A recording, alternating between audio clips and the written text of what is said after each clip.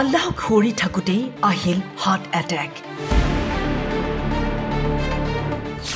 মছজিদত নামাজ আদায় কৰি আছিল লোকজনে, ছেকেণ্ডত ঢলি পৰিল মজিয়াত।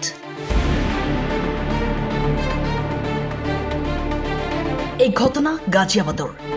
চিচিটিভিত আবদ্ধ হ'ল দৃশ্য।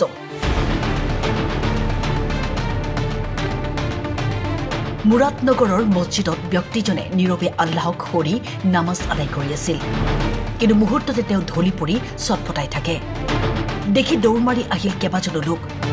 হয়তো লোকজনৰ মৃত্যু তেনেকৈ লিখা আছিল। আনহাতে বাৰাণসীতো ঘটিল অনুৰূপ ঘটনা।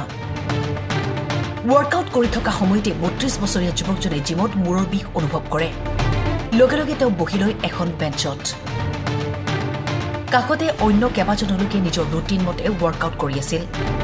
কিছু সময় মূৰটো তলমূৰ কৰি যুৱকজন বহি থাকে আৰু হঠাৎ ঢলি পৰে। ২৪ ঘণ্টাৰ ভিতৰত ছচিয়েল মিডিয়াত ভাহি আহিল ৩টাকৈ ঘটনা। তাৰে 2টাকৈ ঘটনা দেখুৱাবলৈ চেষ্টা কৰিছো আপোনালোকক। কি হৈছে দেশত? কিয় ইমানকৈ বৃদ্ধি পাইছে হাৰ্ট এটেকৰ দৰে ঘটনা? এয়া কিহৰ পাৰ্শ্বক্ৰিয়া? News desk, time 8।